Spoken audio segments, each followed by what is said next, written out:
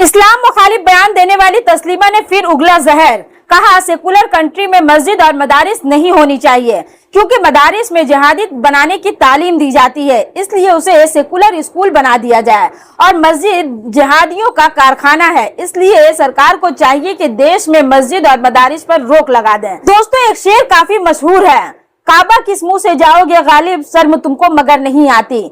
दोस्तों, ये शेर इन दिनों कोलकाता दौरा पर आई तस्लीमा पर फिट बैठ रहा है। 19 साल के बाद कोलकाता की सरजमीन पर आने वाली महाजती सदन में ऑर्गेनाइज तस्लीमा नसरीन का ही सभा हॉल गो बैक के नारे से गूंज उठा। हैरानी की बात ये रही कि जिनका इस्तकबाल खुद बंगाल के सीएम कर रहे थे, घर बुलाए मेहमान की इतनी भारी बेइज्जती महाजती सदन में देखने को मिला, फिर भी शर्म नहीं आई। दोस्तों, हिंदी का एक कहावत भी काफी मशहूर है, लजाइल बिल्ली करहु का। अल्लाह और रसूल की शान में गुस्ताखी करने वाली तस्लीमा बांग्लादेश से भगाने के बाद बंगाल में पनाह ली। बंगाल में भी सीपीआईएम के गवर्नमेंट जब बुद्धदेव भट्टाचार्य सीएम हुआ करते थे तो उन्होंने भी यहां से भगाया, यही मतनाजा बयान के कारण। और अब स्वीडन में पनाह लेने वाली तस्लीमा महाजती सदन में हुई इस भारी बेइज्जती के बाद वो स्वीडन किस मुंह से जाती। यही वजह है कि सस्ती शोहरत बटोरने की कोशिश आखिरी वक्त तक करती नजर आई।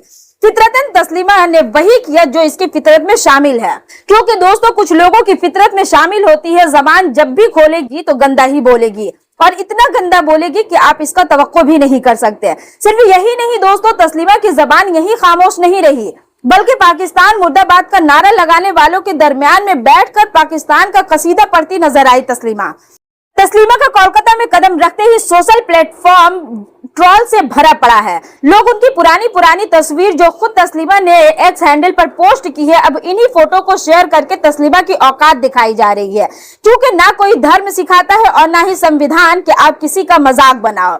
और ये जो दूसरे का मजाक बनाता है वो खुद मजाक बनकर रह जाता है, जो तस्वीर के माध्यम से आप देख पा रहे हैं। दोस्तों, हमारा ये वीडियो आपको कैसा लगा? फेसबुक और यूट्यूब पर अगर देख रहे हैं तो फॉलो और शेयर जरूर करें। आप क्या सोचते हैं इस सिलसिले में कमेंट्स करके जरूर बताएं। আমি মাদ্রাসা সম্পর্কে যতটুকু জানি, বাংলাদেশের মাদ্রাসা সম্পর্কে আমার যেটা মনে হয় যে মাদ্রাসাগুলো থাকা উচিত নয়। কারণ অনেক সময় মাদ্রাসা দেখা যায়, সব সময় নয়, অনেক সময় দেখা যায় যে মাদ্রাসাগুলোতে জিহাদি তৈরি হচ্ছে। কারণ এখন আপনারা যদি দেখেন নিউজগুলো, মাদ্রাসায় শিশুর ধর্ষণ চলছে, শিশু নির্যাতন চলছে, বলাৎকার চলছে, এবং ইমাম, মাদ্রাসার শিক্ষক এরা ধরা পড়ছে, এরা জেলে যাচ্ছে। কিন্তু এদের এই শুধু তো শাস্তি দিলে হয় না, এই শিক্ষা ব্যবস্থার পরিবর্তন দরকার। মাদ্রাসার আমার মনে হয় না কোনো দরকার আছে, কারণ এই মাদ্রাসা থেকে পাশ করে কেউ কিছুই করে না। মানে কেউ, এটা হচ্ছে কি যে ওরা এক ধরনের ভিক্ষে করে খায়, চাঁদা তোলে খায় না। তো এই মাদ্রাসাগুলো না হয়ে বরং সব মাদ্রাসাগুলো সেকুলার স্কুল হয়ে যাওয়া উচিত। আর প্রচুর মসজিদ গড়ে উঠেছে যেগুলো জিহাদি তৈরির কারখানা। তো সবগুলো বলছি না, কিছু কিছু। তো ওই একটু মানে কিছু হলে কেউ যদি খুব টাকা কড়ি করে তাহলেই না একটা মসজিদ দিয়ে বানিয়ে দেয় কোথাও। তো এত মসজিদের দরকার নেই, এত মসজিদের দরকার নেই। এটাও আসলে সরকারের কন্ট্রোল করা উচিত, এবং সরকার নিজে থেকে ধর্ম প্রচার করুক সেটাও তো ঠিক নয়। কারণ সেকুলার কান্ট্রি হতে গেলে ধর্মকে রাষ্ট্র থেকে পৃথক করতেই হবে, এবং এটা সভ্যতার প্রথম শর্ত।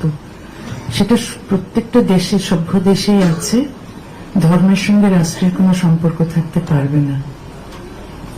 তো এইসব অনেক কিছু আছে যেগুলো করলে সমাজ উন্নত হয়, রাষ্ট্র ব্যবস্থা ভালো হয়, এবং মানুষ অনেক অধিকার এবং স্বাধীনতা নিয়ে বাঁচতে পারে। বাংলাদেশ এবং ভারতের রিলেশনটা ভবিষ্যতে কি হতে পারে সেটা তো দুই দেশের রাজনীতিকরাই ভালো বলতে পারবেন, আমি তো ভালো বলতে পারবো না। তবে আমি আশা করি দুই দেশের সম্পর্ক বন্ধুত্বপূর্ণ হোক। আমরা 71 দেখেছি, 71-এ কি করে ভারত সাহায্য করেছে বাংলাদেশ তৈরি হওয়ার জন্য।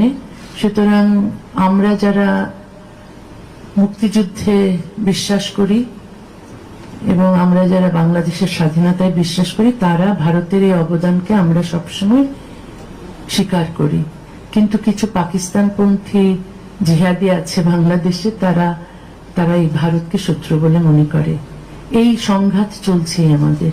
তবে যারা যুক্তিবুদ্ধি সম্পন্ন মানুষ, যারা শুভবুদ্ধি সম্পন্ন মানুষ, মুক্তিযুদ্ধের পক্ষের মানুষ, তারা সবাই ভারতের পক্ষে আছে এবং চাই ভারত এবং বাংলাদেশের মধ্যে সুসম্পর্ক থাকুক।